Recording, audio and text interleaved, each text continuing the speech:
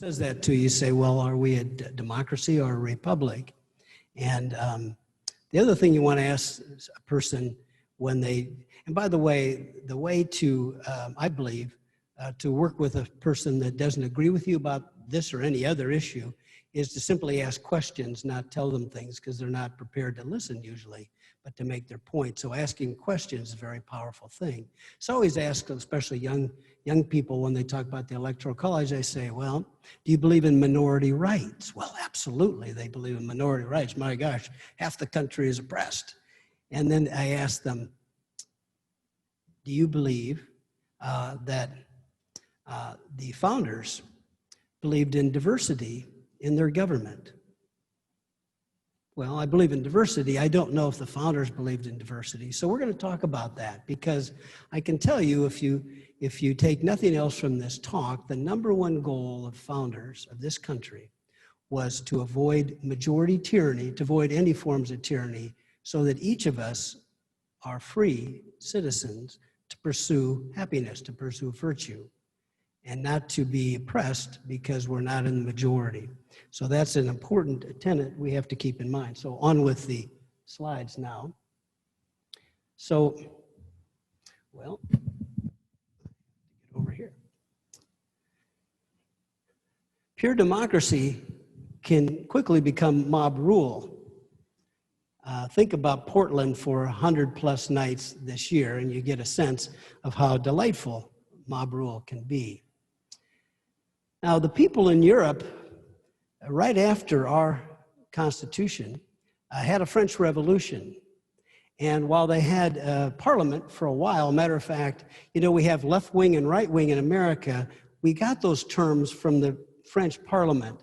The way left group was the progressives, and the more conservative were the right side of the parliamentary chamber. That's where we get left and right.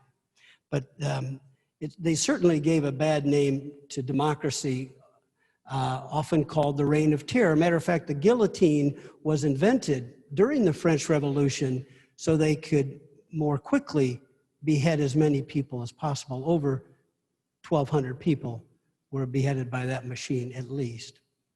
The Second French Revolution in 1848 is a very pivotal year in the history of Europe. The French Revolution of 1848 was another challenging period. And so Europeans got the message that democracies are very difficult things. So there are 28 nations in the European Union. And I like to ask members of my audience, in those 28 countries, and here's the heads of government, not heads of state, that's often a king or queen or some honorary president, but the heads of government in Europe, of the 28 EU countries, how many are elected by a popular vote? And the answer is 2, France and Cyprus. 26 elect their head of government by the parliament. This is the Electoral College of Great Britain. Winston Churchill, Margaret Thatcher, and Boris Johnson were never on the ballot of that entire country, only from a constituency. And then they get into the parliament, and that's where they elect them.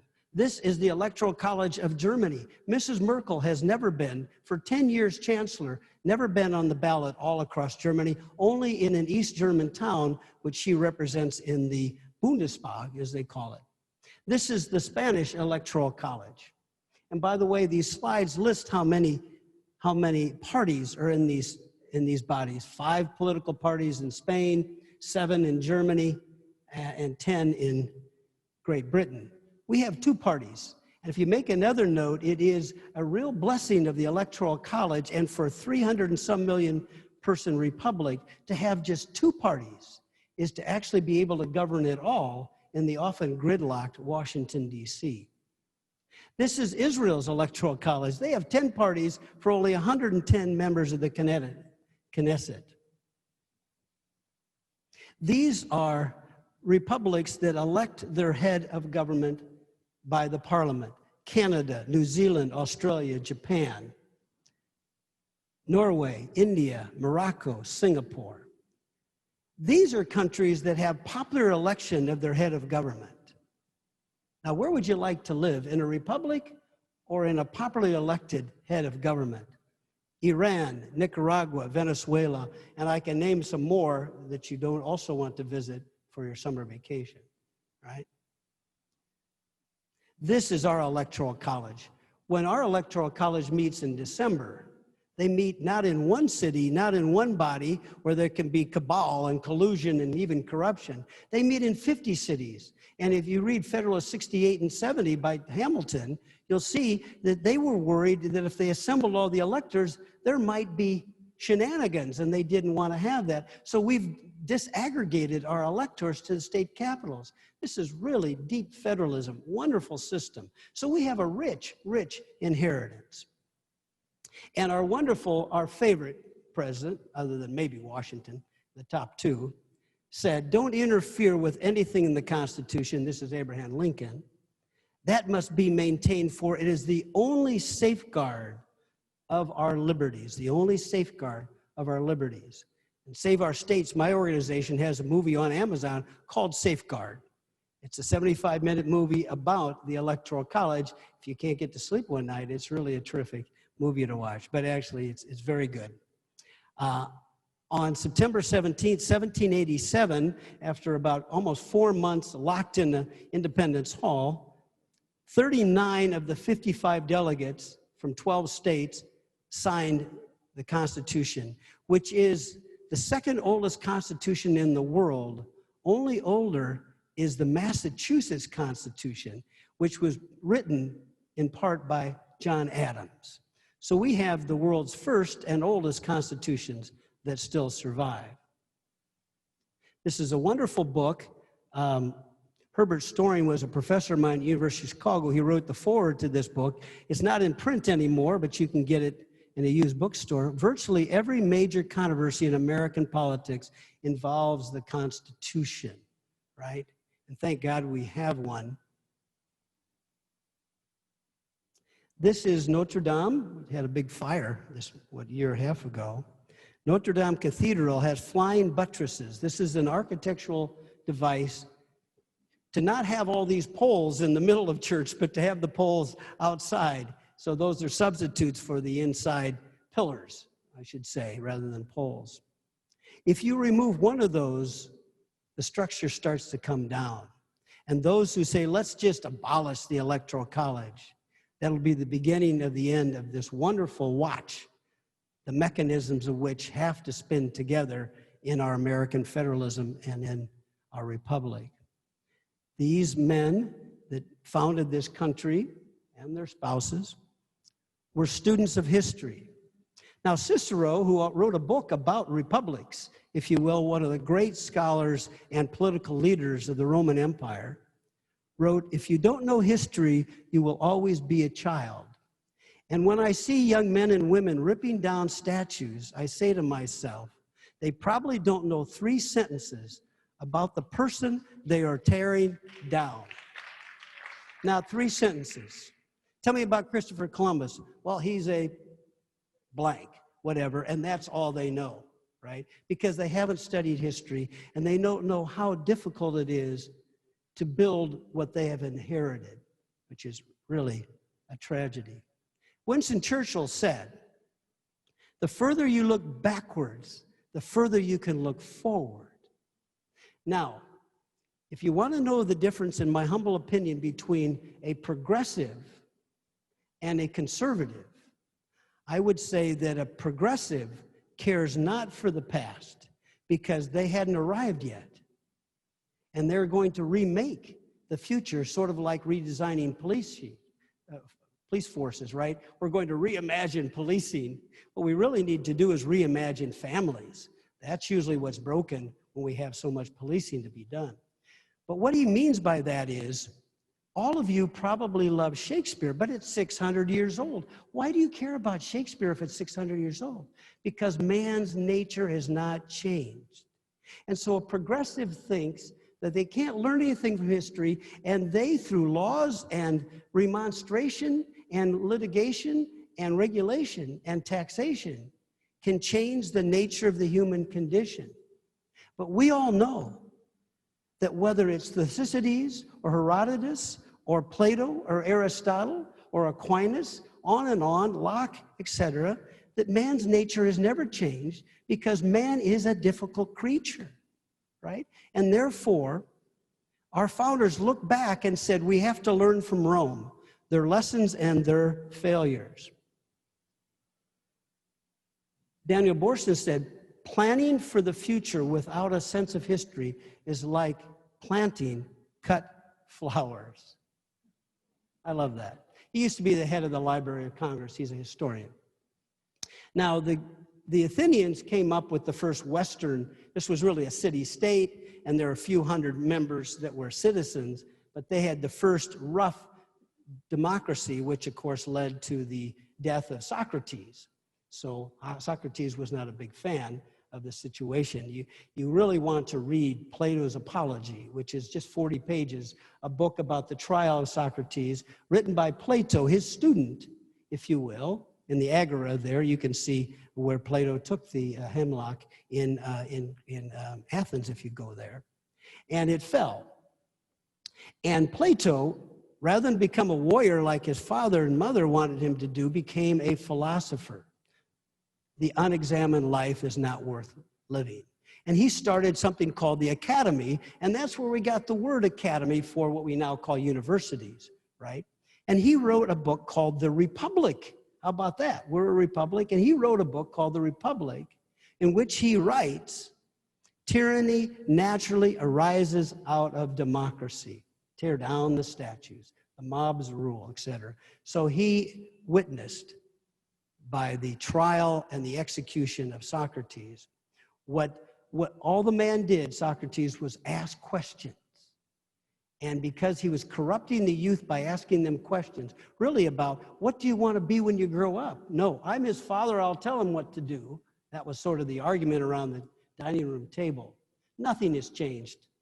You're still arguing with your kids about those things. So his student, his best student, and probably the greatest political philosopher, was Aristotle. And he wrote a book called The Politics. And he said man is naturally a social being. And he said, based on what we could see in Athens and elsewhere, the only way we can have free people is to have a mixed regime. Not one ruler, but division of powers. This is the beginning of what Montesquieu talks about. And he says a mixed regime would be a king, an aristocracy, and then the citizens, if you will, which Rome said, okay, that's a Caesar. We say it's a president. The Romans had the Senate. We have a Senate and a House, further dividing power. And then the people are our House of Representatives. So we got those ideas from this man here who learned from Plato how dangerous concentrated power would be. For 400 or 500 years, the Romans had a republic. That's twice as long as we've been having a republic, so don't look down upon them. They did it for a long time. We're, 245 years into it here. But it became an empire. The Senate got corrupted. They assassinated a leader, and it went downhill. Our roots are deep in these Western places. Matter of fact, Washington, D.C. looks like Rome until they have a modern architecture, does the Eisenhower Memorial or something. But it looks like Rome because they wanted to build a new republic, just like Rome, or better than Rome, they would say. We got this idea that we have natural rights. We're endowed by our Creator. We think this is Jefferson. Jefferson got it from reading who? From John Locke. John Locke, 100 years before our Constitution, wrote this book called The Second Treatise of Government. And after, he's a British citizen, well, subject. After he wrote it, he then fled to the Netherlands because the king was looking for him to cut off his head. Because what he says is there is no divine right of king. We all are God's creatures, if you will. And you don't have to bring God into it. Why do we have natural rights? Because the difference between me and my dog, Lucy, who couldn't be here tonight, is that I make moral choices and she does not, okay? Because we are moral beings, we know right and wrong, and we have to make moral choices. We are very special creatures. We're not like all the other creatures, and therefore we can rule them, right? But we have to be ruled by our nature, which is difficult, as you know. So this is Locke in the Declaration of Independence. Our Liberty Bell only has one sentence. People see it, but they don't know the sentence sometimes. It comes from where? The Old Testament. Proclaim liberty throughout the land and unto all its inhabitants thereof. The founders chose the word liberty, not equality, right? Liberty, and they got it from the Old Testament. The Judeo-Christian tradition lives in the veins of this republic. The other thing that Jefferson says in the Declaration, people don't really quote very often, and that is, to secure our rights, governments are instituted, right? So when the founders got together in Constitution Hall, they went there not to rule people, but to secure their rights. Matter of fact, in Federalist, I think it's Federalist 84, when someone said there ought to be a Bill of Rights, Hamilton writes in Federalist 84 to the people of New York, the entire Constitution is a Bill of Rights. It says what government can't do, and it says how powers are divided to keep men free. We did get a Bill of Rights in 1791, which is another story. So the Articles of Confederation were very weak, and we're not going to spend a lot of time on that, but it wasn't working.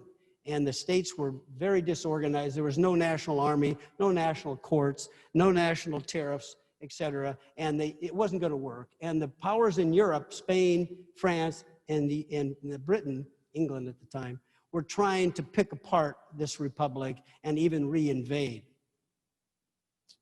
Our founders read a book that was written when they were very young called The Spirit of the Laws by Montesquieu. He's a Frenchman who spent 20 years studying why democracies fail. And he, like Aristotle and like Cicero, said that you have to have separation of powers, checks and balances. So when you learned, back when they used to teach civics in American schools, it's no longer the case, but when they used to, checks and balances comes from Montesquieu and from Aristotle. We stand on their shoulders, and we don't tear down their statues. We thank them that they spent their life doing what they did. Edmund Burke, who is from Northern Ireland, but a member of the British Parliament, which Northern Ireland is still part of the British Empire, if you will, the British Commonwealth, wrote, "In a democracy, the majority of citizens are capable of exercising the most cruel oppressions upon the minority." Jefferson said a democracy is nothing more than mob rule, where 51% of the people may take away the rights of the other 49. So people were not enamored with democracy, and of course, a few years later, the French were to confirm this. So they wanted a republic. They wanted to follow Aristotle and Cicero and Montesquieu, right?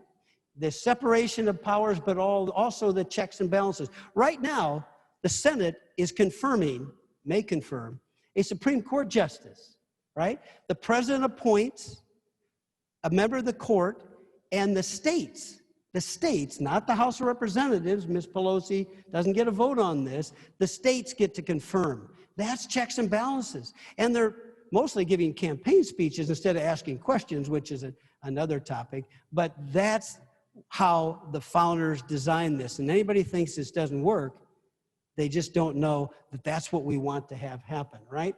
So they went in 1787, these 55 brave men from 12 states. Rhode Island, the smallest state, was so afraid of the larger states, they didn't even send delegates, okay?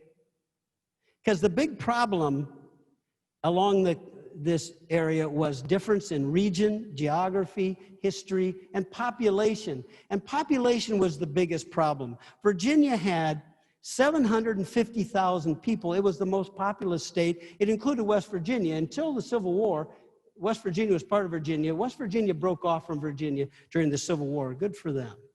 Right? I live in Virginia, but you know, I like to visit West Virginia. Delaware was the smallest in population other than Rhode Island. And to give you another sense, Georgia had 75,000 people, or 1/10.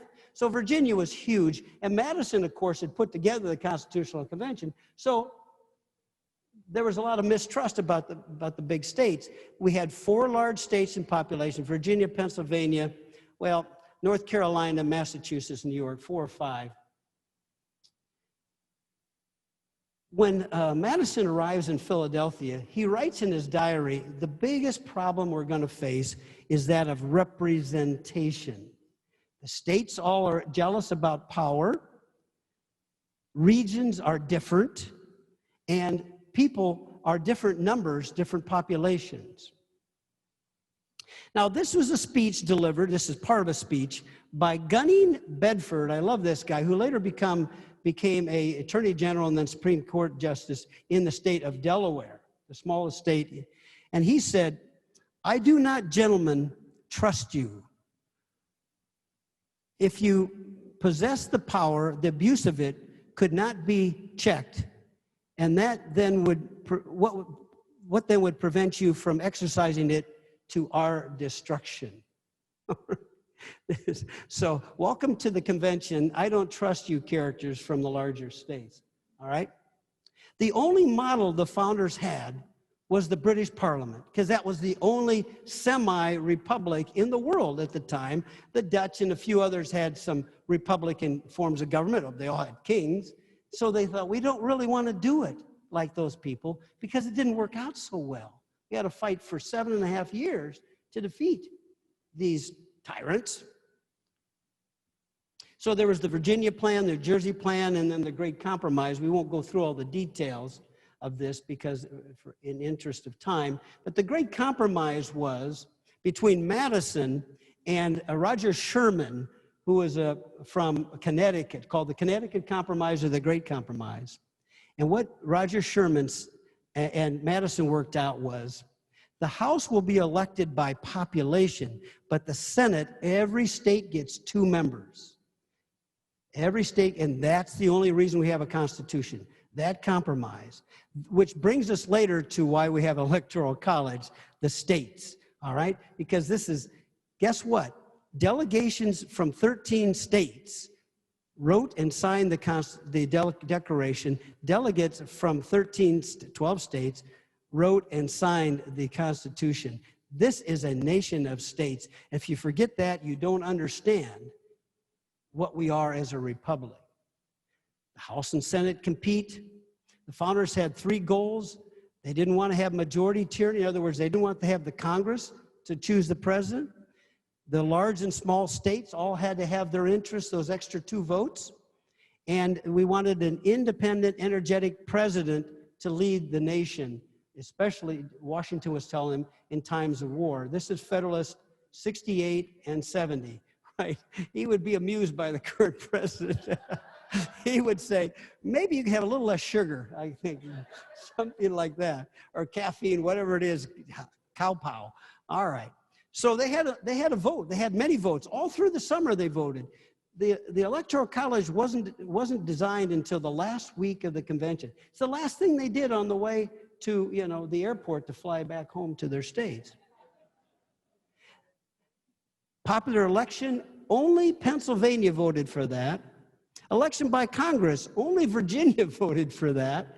Election by the states, absolutely. We want to have these elections in the states. And that's why we have the Electoral College. This is James Wilson. I'm on the board of the James Wilson Institute.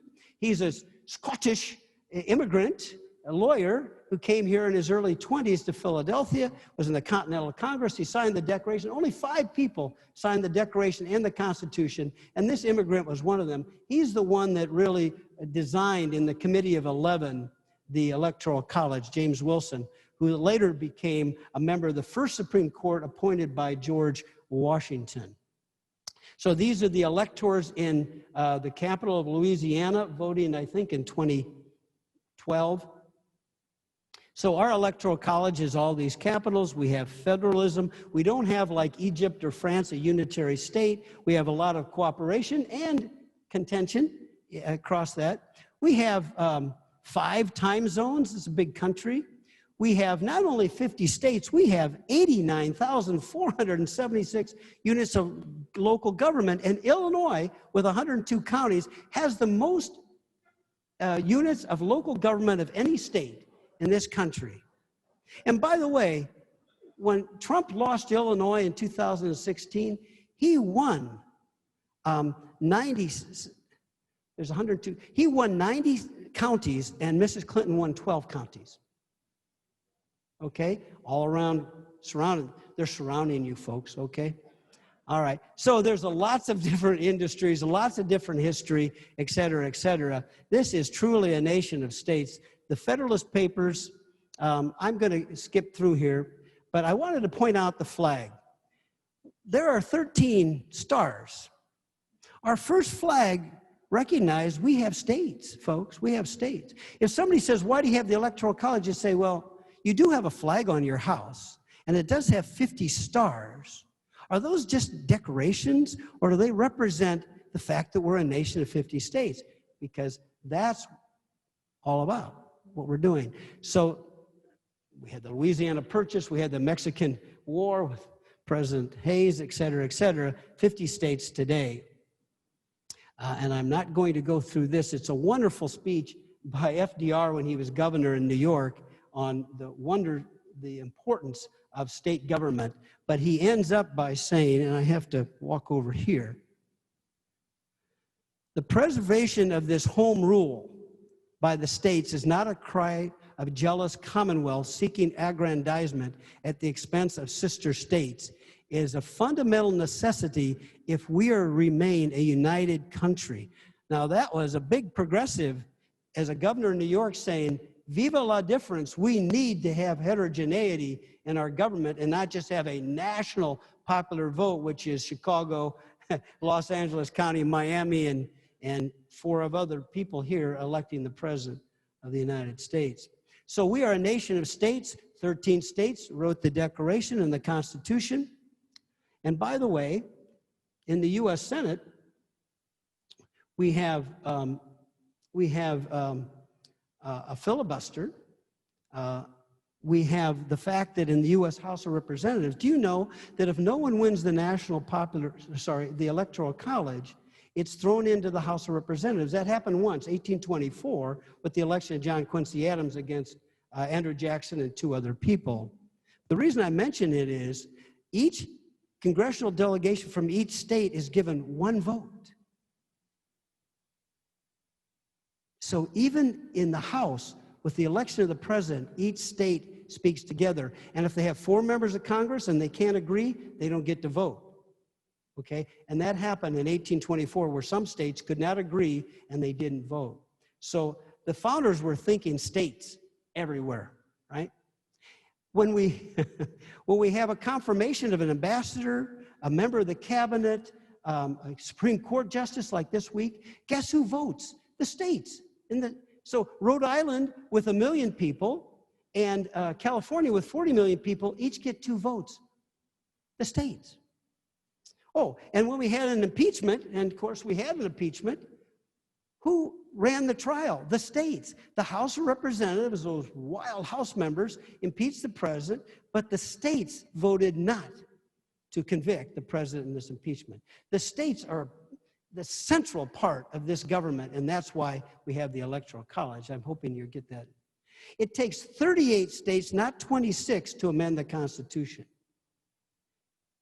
We have 50 state governors, state legislatures, and state judicial systems.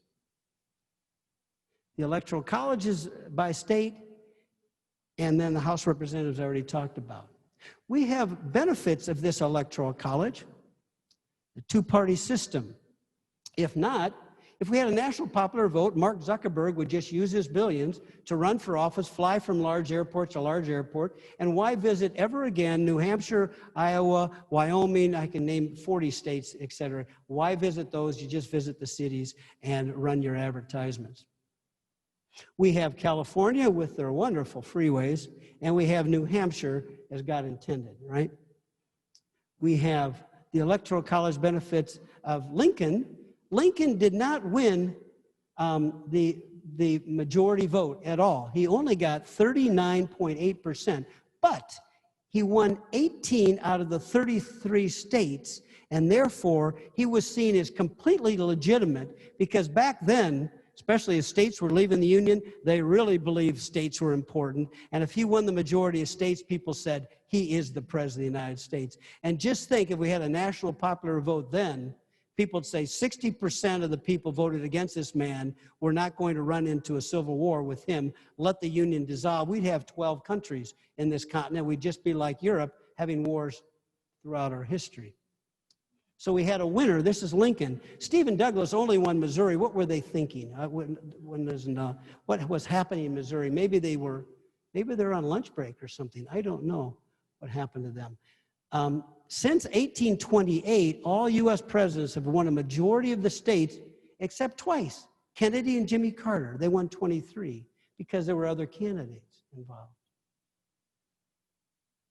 But because of the 2000 and the 2016 elections, where Bush had fewer votes, not very many fewer, than Gore, and Mrs. Clinton had a lot more, 2.5 million more than Mr. Trump, we have this controversy about the Electoral College, because those two men, Bush and Trump, won the Electoral College and won. But by the way, Bush and Trump both won 30 versus 20 states. They both won 30 of the states. So is this undemocratic? Some people think so. Is the World Series undemocratic? Is it the most runs or most games? It's the most games. There have been World Series where if you add up all the games of the 7 games, there are teams that lose the World Series but had more runs. It's the most games. And it's the most states. It's the most, matter of fact, Mrs. Pelosi is Speaker, not because the Democrats across the country got the most House votes, but because they won the most games, in other words, the House seats, right? In the Super Bowl, is it who had the most runs all year or the most games? Okay? And the Bill of Rights, is that the majority rules, or if you're a religious person and nobody agrees with you, do you have rights? And the majority can't take them away. We have all kinds of undemocratic things in our Constitution, thank God, because we don't want the mob. We don't want, tearing down our history. We're a republic. There's a presidential veto. Is that democratic? We have a filibuster in the Senate. Maybe the Democrats will get rid of it. I hope not. We've had that since the beginning. It's a very important part of that institution. We have 2 senators from California and 2 from Rhode Island. Is that democratic? And we have 9 unelected attorneys, have these black robes. Well, what's democratic about them deciding what's constitutional?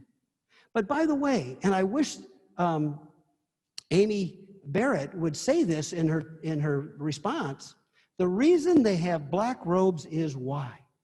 It's not because they went to Catholic schools and that's how they dress or something. I did. It is because they're supposed to get their will, their heart, their emotions out of it. Only use reason, judgment, and integrity. That's why judges have black robes. And when they used to have the white wigs, that was to even get more of their personality out of it. Your hair is all the same, too. That's why judges have those. And Judge Barrett could say to them, you know what, I'm going to have a black robe on and only use my reason, not all the emotion that's in this room today about the politics that you want me to endorse. But Mrs. Clinton, I'm almost done, don't worry. Mrs. Clinton was not very happy. Matter of fact, she still is giving speeches about, God bless her. Yeah, she's a little upset here because she had more chess pieces. The Electoral College, that's voter suppression. Matter of fact, we should be able to vote every day of the year. It's all right. The majority should rule. And there's a national popular vote interstate compact out there with millions of dollars behind it, funded by Californians primarily, and some New Yorkers, but primarily Californians, who came up with this after Bush v. Gore, to have a national popular vote. And oh, by the way, 15 states, including Illinois, have joined that state compact, which is against Article 1, Section 2 of the Constitution. The Congress has to okay compacts, and they haven't. But if the Democrats take the House, the Senate, and the presidency, they will probably okay this compact, and the Electoral College will be in play in a different way. Let me summarize. 9 states have half of the voters in this country. The rest of those states are feeding those 9 states. 38 states have fewer people than New York City. 38 states have fewer people than New York City. That's Manhattan, that's Montana. These are different planets, okay? And if we're going to have a national popular vote to represent those people and those people in those tall buildings, some of those people are going to think, I'm really not represented anymore, am I? Nassau County is one of 3 counties on Long Island, which is not part of New York City. Long Island is where Teddy Roosevelt grew up. It has, Nassau County, more people than 10 states.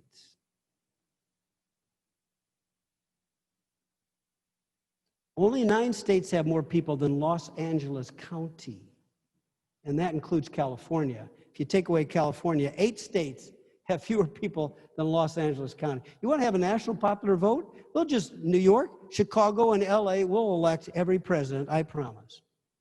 This is Los Angeles. You know, what a wonderful existence, you know, if you get off the freeway. This is Iowa. Do you know why we have our first 2 primaries in Iowa and New Hampshire? Because really wise people used to govern this country, and we ought to pay attention to the people that actually feed the rest of us, because it takes so much land to feed people in the cities that you can't have a population in Iowa and also grow all that corn, right? And soybeans and pigs and cows and all the things they do. In Illinois, I think we grow more corn than any other state, at least when I lived here, we did, all right? And New Hampshire, because it's small towns. The people that designed this primary system knew, before we get to the big states, we want to start with the farmers and the small shops, the small towns, because you have to be able to appeal to them if you want to represent all this country and not just this, metropolitan Chicago, New York City, et cetera, et cetera. This is the United States by population. Illinois is, you can see Illinois, but you can't see anybody else, right? And Mexico's not part of the country, by the way.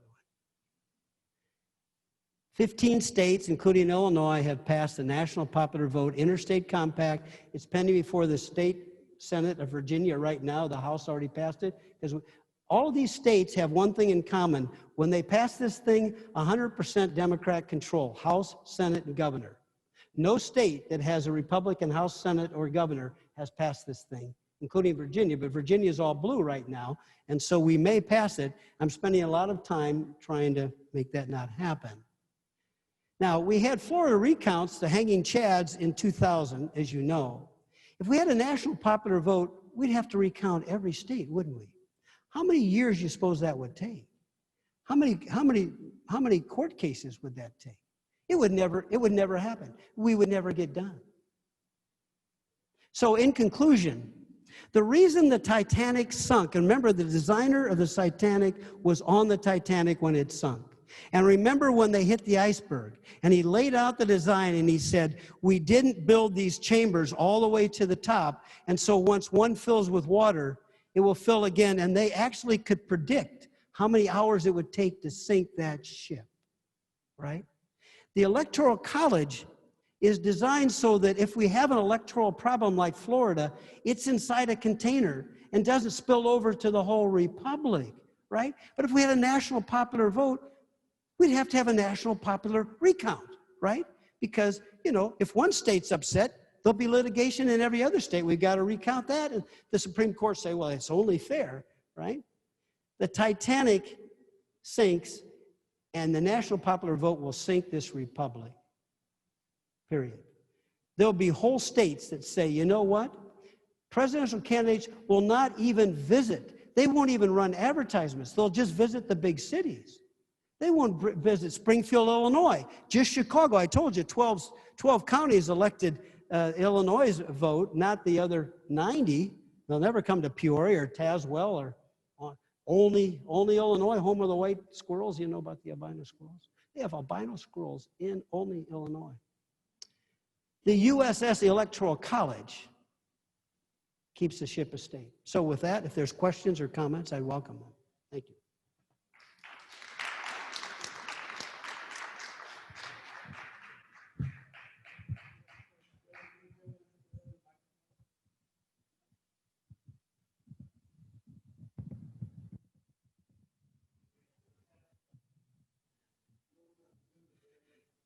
Do I call on people, or is somebody? I'll take care of it.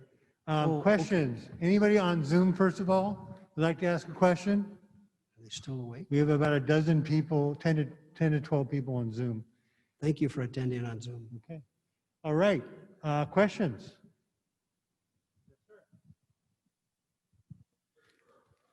Oh, thank you. Thank you. All right, so I've got a question, actually two questions. One is, for example, you talked about how, clearly how states elect the president. And you spoke of all the benefits of kind of breaking down populations as well as being kind of walled off areas, you know. If it's good on the state level, why not break it down smaller? Why not do counties? Imagine if just, you know, if there were just counties that had to do that. So, you know, what's the reasoning behind states versus, say, counties? And the other statistic that I found kind of interesting from your talk was about the EU and the direct elections of, you know, of heads of government. I guess, you know, where a lot of the contention happens in this country is when they find that the party or the head of government, the president, is leading the country but lost the vote. So what I'm wondering is, but perhaps lost the popular vote. Yes, we've had that 4 times. Right. So in the case of these European countries, though, I mean, does that ever happen?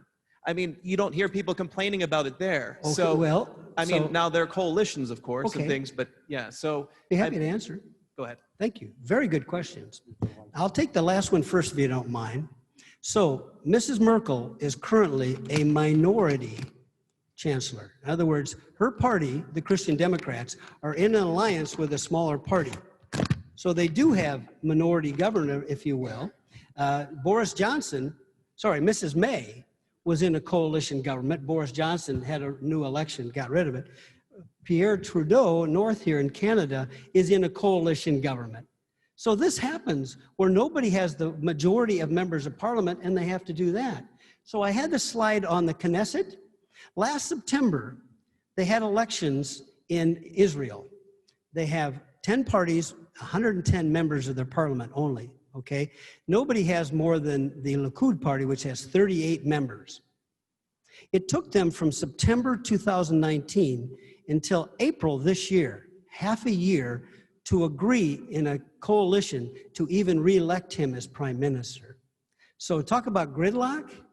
My gosh, the Belgians, you know, they're the Walloons and the Flemish. They go months sometimes before they can decide on a prime minister. So everybody has problems in democracy.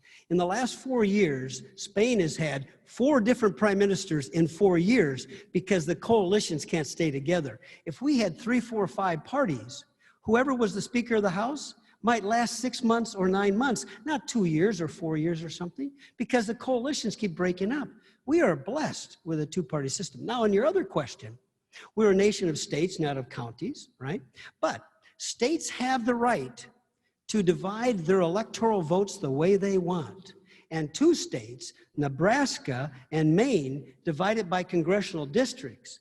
But other states have not done that. And there's a reason for that. Because when you divide your votes like that, instead of everybody in all the eggs in one basket, you divide the eggs, it's much less attractive to even visit that state, because if you win one, you might not get the others, etc. So if I was the governor of Maine, or I don't know, the lieutenant governor of Maine, I would be for, let's just have all of our electors re-aggregated. But that's just some thought about that. I hope that's helpful. Good questions. Thank you. Next question. Anybody on Zoom? Okay. Next question in the room. Vicki? Come on, Vicki. Let's get you this. Thanks. I believe when Jeff had advertised that you were going to speak, Ruth Bader Ginsburg had not died, and Amy Coney Barrett was not up for the Yeah. Supreme Court. Knowing what you know about the Electoral College and everything, how do you think she's doing answering a lot of these questions and of how the senators are asking her questions? Well, it's a timely question. Thank you, Vicki. I don't see questions, I see speeches. When that happens, two things are going on. You've got a national election November 3rd. So they're really speaking to the American people about health care.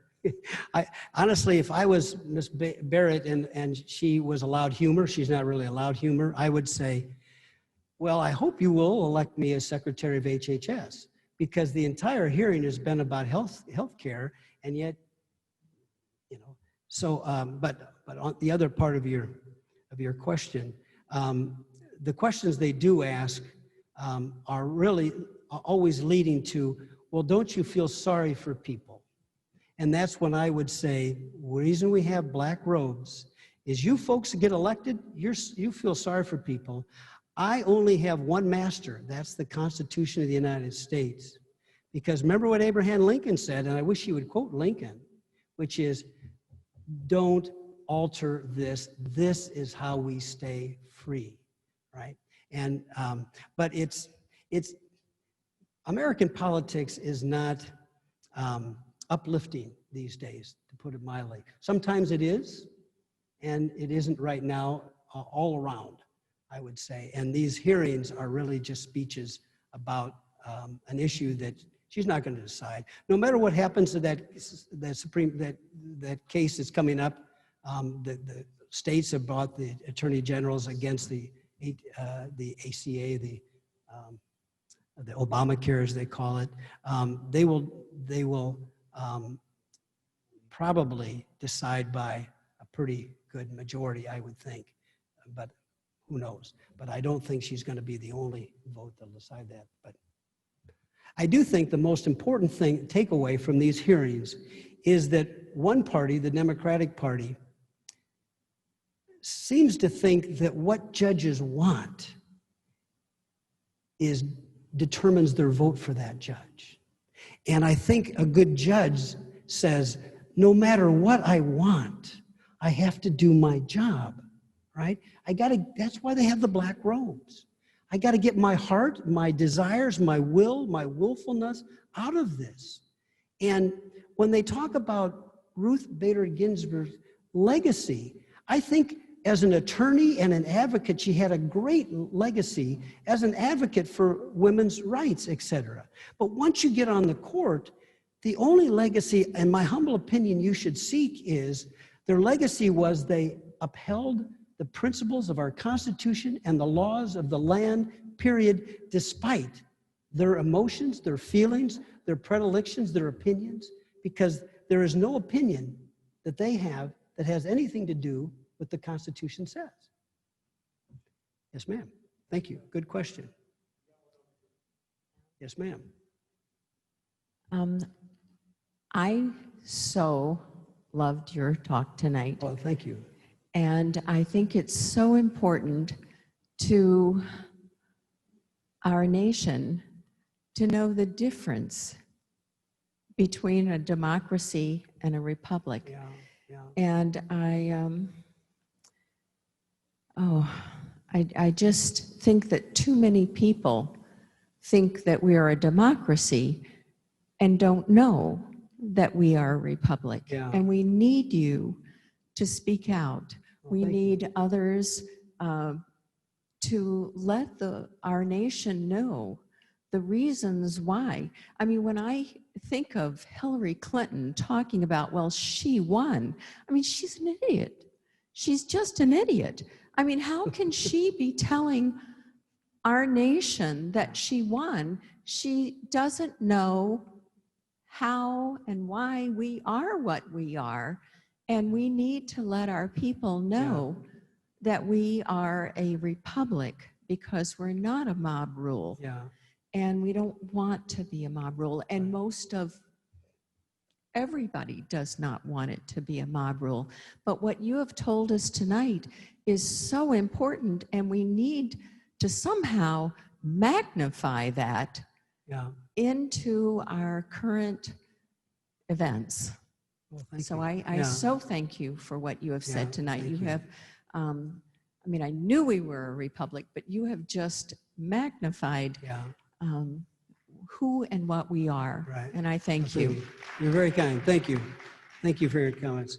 So I work for a nonprofit because I'm retired, but I'm not able to retire. It's not my approach to life. I've been asked not to golf by the PGA, and so I do this instead. Lots of people golf. They have boats. I know how to drive a boat, so I can't afford an airplane, so this is my hobby. But SaveOurStates.com, there's 3 of us that go around the country giving these speeches. So if you want to go to there and give us $25 or something, that'd be helpful. So that's where I work. And on Hillary Clinton, you know, I played baseball as a boy, Little League. I loved baseball as a boy. I mean, it's such a wonderful and unforgiving game. You know, if you drop the ball, you drop the ball. And you don't say, well, can we do a do-over? No, you drop the ball, you know. 3 strikes, not 4 strikes, 3 strikes and you're out, etc. But she sort of said, now that I know how the game is played, I played it wrong. You know, I should have visited Wisconsin, but just a bunch of dairy people and those cheeseheads and stuff. I was in California raising money. She was in California all the time raising money, even though everybody knew she was going to win the state. You know, you go where your friends need bolstering, right? I'm here in Illinois giving this talk because I love this. I born and raised in Illinois. This is the land of Lincoln. And when I was growing up, we had Chuck Percy, we had Everett Dirksen. I shook Everett Dirksen's hand when I was in grade school because he's from Pekin, right across the river from Peoria. And there was a good 2-party system here. We don't have that anymore. We have to get that back, but there's a longer story there. Thank you. You're very kind. Thank you for your comments. Tim, do you have a question? Oh.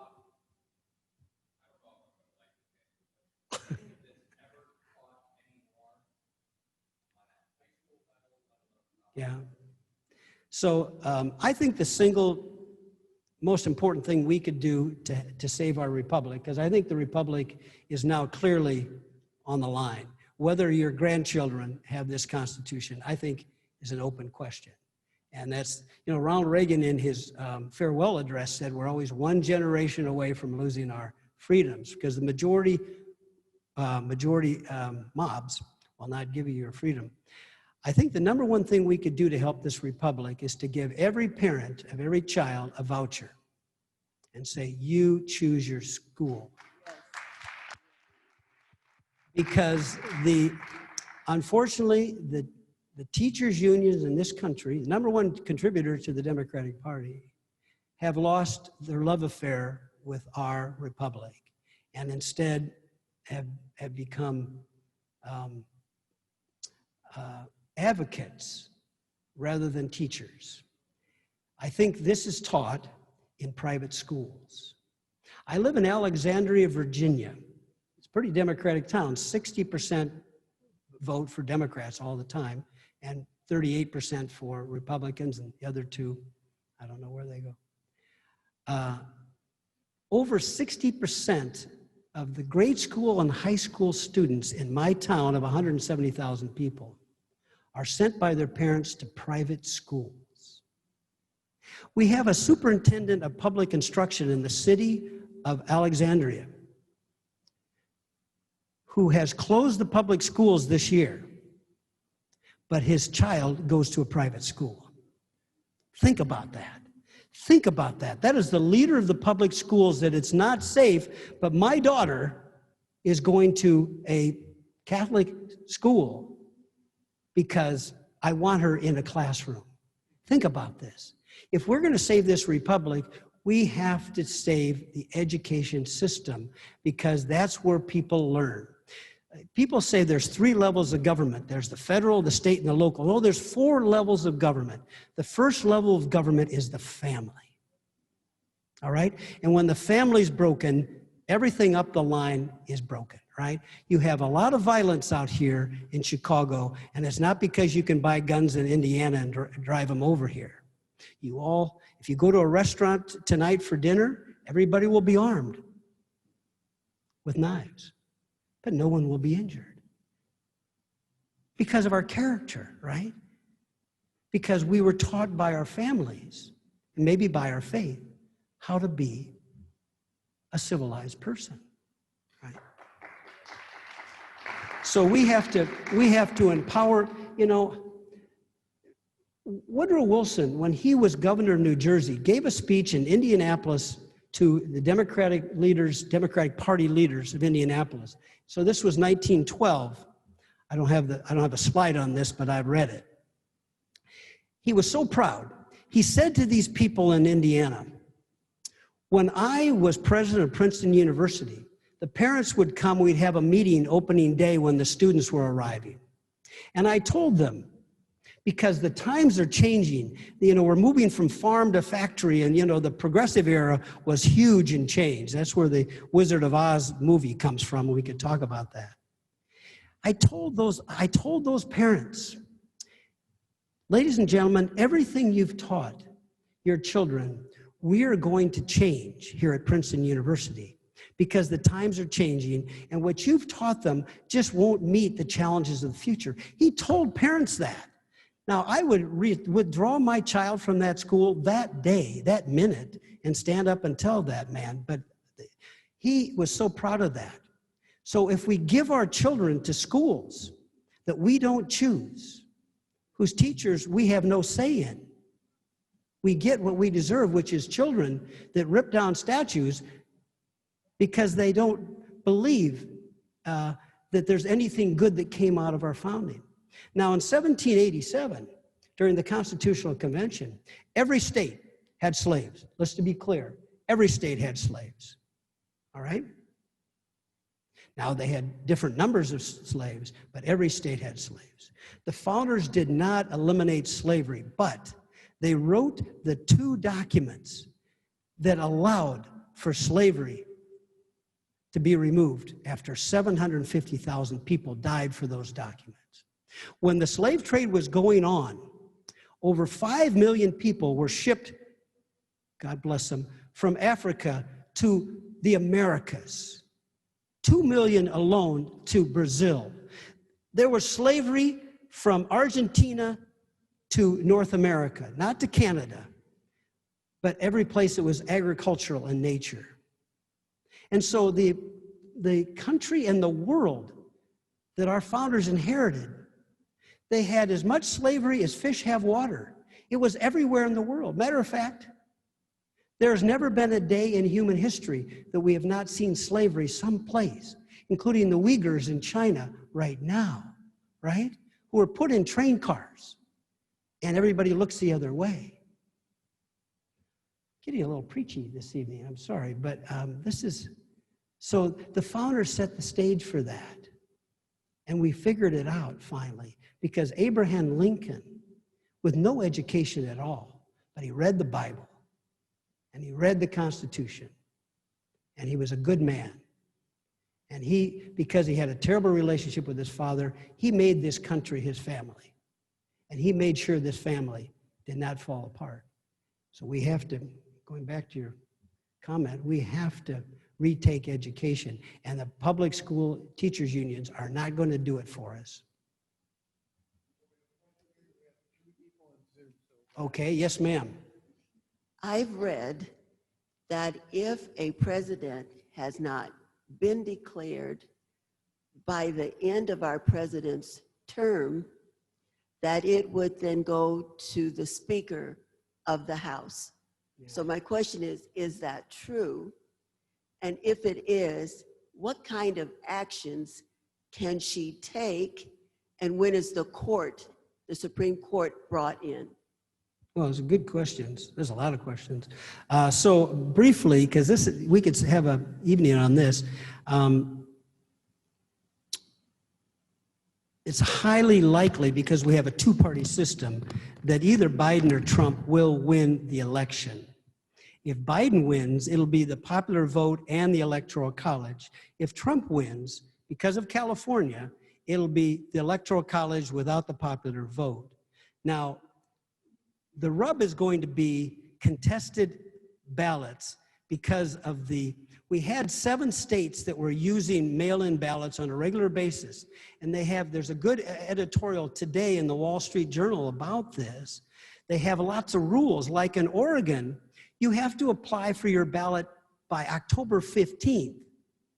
And as soon as it's mailed in, they start counting. In other words, the states with experience aren't doing what Nevada and Pennsylvania and others are going to do, which is send in your ballot, we'll keep them in a box and we won't count them, and then all of a sudden we'll have to count those plus everybody that comes in. The management of this will be litigated if those states are close, all right? By the way, Donald Trump, if you take away the voters from California, both for Clinton and for Trump, Donald Trump won the popular vote of the 49 states. It was California that made the extra 2.5 million difference. California has 40 million people. It's what, 14% of the population or something. It is a huge state with lots of people, and it's a fully blue state. So I don't think Mrs. Pelosi is going to be president of the United States, but we could have the Supreme Court, like we did in Bush v. Gore, decide litigation in some states, maybe more than one, about ballots. What is counted and what isn't, okay? That we could litigate this thing through Christmas, okay? Let's hope not. But I tell you, everything else in 2020 has been such a wonderful experience that why not have, a recount until Christmas Eve or something, so. Yeah, I've got 3 questions from our Zoom attendees. Yes, The okay. first one is, if you had a magic wand, what 3 things would you change in America to assure the preservation of our Constitution electoral system? It's from Brian Daly. I mentioned one, the education, right? Well, so there was a 7-year-old who was dropped off at his grandfather's house because his parents were going off to dinner and they asked that the grandfather take care of the boy. And the boy wanted to do all kinds of things and the grandfather wanted to read his book. So he went to the newspaper of that day and he saw that there was a big advertisement that had all the countries of the world, 193 countries, on an atlas, on a map. And he thought, I know. He ripped it in small pieces and he gave the pile of pieces to his grandson. And he said, here's some Scotch tape. Why don't you glue together this world map and then we'll play those games you want to play. And the earnest young man said, okay. And he went off to do this and he thought, well, that'll take all night. In 15 minutes, the boy came back and the whole atlas of the world was taped together and all the countries were there. And he said, son, how did you do this? He said, well, I found out that on the other side of that page was a picture of a family. A picture of a family. And if you put the family together, the world comes out okay. All right? So we have over half the children born in this country today don't have a father the day they arrive home from the hospital. And 70% of Black children don't have a father when they arrive home. And that's a tragedy, all right? The prayer, Our Father, is for Christians. This. Women really don't have a choice on loving a child because they produce the child. But a father has to make a choice, right? A daily decision. This is why we have wedding ceremonies, to get all his best friends lined up. The altar, if it's in a church, the minister, all the friends and relatives sending you blenders. You get 7 or 8 blenders, that's for sure, right? And they all get together in the church, in my humble opinion, for a reason, at least one reason, and that is, sir, if the 2 of you have children, you have to stay and raise them, or we're not going to have a city. We're not going to have a community. We're not going to have a country. The number one thing we can do is talk to men about they have to make a choice. If they're going to be a father, they have to live it. All right? And that's a tough thing. And that starts by men talking to men about their obligations. Okay, from Paul, is a constitutional convention needed to abolish the Electoral College? No. My gosh, the Congress can pass. You know, the Congress voted in 1970 and 1977. They had votes on abolishing the Electoral College. In 1970, do you know who led the fight against abolishing the Electoral College in the U.S. Senate? Eugene Mccarthy. He said this will be the most radical thing we've ever done to the Constitution. And in 1977, and by the way, President Nixon endorsed abolishing the Electoral College. Shame on him, right? In 1977, this thing reared its ugly head again in the U.S. Congress, and Daniel Patrick Moynihan from New York, that wonderful Democrat, and Eugene McCarthy was a Democrat, he gives a speech on the Senate floor that is probably one of the 2 or 3 best defenses of the Electoral College I have ever read. It's very long. It's about almost an hour. He wrote it. He was a scholar. He wrote it. And he said, we cannot do this. We will tear apart this country. What was that? Did that answer the question? No. Yeah. So the Congress can send it to the states. 38 states have to pass. What the national popular vote is trying to do is have a state compact that says the following. No matter how the voters, Illinois legislature and governor, that Mr. Madigan down there has been there. I was a fellow in the Illinois State Senate in 1975-76, and Madigan was running things then, okay? I'm a little older now, all right? And what is he still doing? My gosh. But he's running the state of Illinois. But the Illinois legislature and governor have passed the National Popular Vote Compact that says the following. No matter who the people of Illinois vote for president, our electors will be told by the Secretary of State to vote for whoever wins the national popular vote. It's a civic insult. I don't know how else to put it. To say to your voters who just elected you, I'm going to go with California and New York, no matter how people in Virginia or Illinois or all the 15 states that do this. But that's what it is. That's how much they respect the people in their states, these legislators. But see, that's part of majority tyranny. That is, we're going to rule no matter what China we have to break. And if the Constitution has to come down, it's just, as Madison said, maybe it's just parchment. Because in the end, the first provost of the University of Pennsylvania, which was called the College of Philadelphia, was this priest, and I have to remember his name. But he said, without morals, laws are in vain. When the Supreme Court announces the decision, we all go along with it. In Federal 78, Hamilton says they have no purse and they have no arms. They have no army. They can't tax. They can't regulate. All they can say is, we've written some words down. We hope you follow them. And the only reason anybody follows them is because they have black robes and we respect them. But without morals, laws are in vain. It becomes just majority tyranny. And that's what the national popular vote is, which is, we don't care how the people in Illinois vote. And if you're running for Congress, ma'am, I would bring it up and say, Bobby Rush, are you for or against national popular vote? Are you for empowering the citizens that live in our congressional district, District Number 1, to get a voucher? So not only the rich go to private schools, but everybody goes to private schools, right?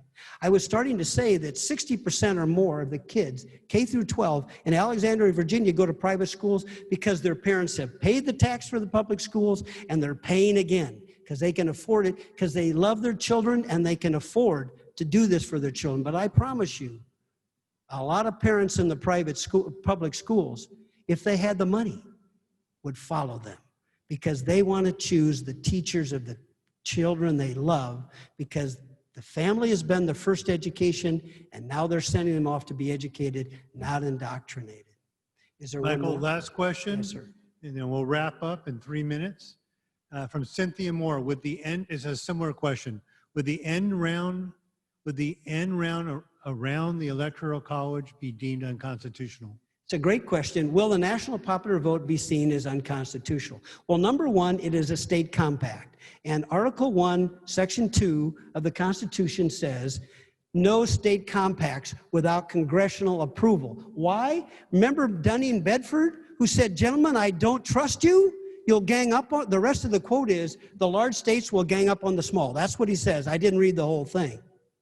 A state compact says, you know, they only need 270 electoral votes in this compact. They have 15 now and they have 196 electoral votes. If they get to 270, that could be only 20 states ganging up against the other 30, right? This is unconstitutional in my humble opinion. But if those Supreme Court justices take off the robes and say, this is what I want, then we don't have a constitution at all, do we? So really, the bigger question is not is it unconstitutional, I firmly believe it is, but if the Democratic Party takes over the House, the Senate, and the White House, they probably, while they're admitting District of Columbia and Puerto Rico as states and packing the courts, they'll probably get rid of the filibuster, and they will probably approve the National Popular Vote Compact to completely dismantle this republic in, what, 12 months? That could be possible. Not just your grandchildren, but your children might not see this Constitution. The republic is on the line in this country. That's why I do this instead of golf, but I've been asked not to golf, as you know. One more question.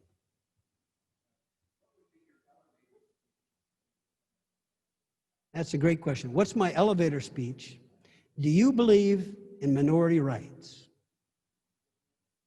Period. Second question would be, are we a nation of states? If not, we have 50 governors. Why do we have that?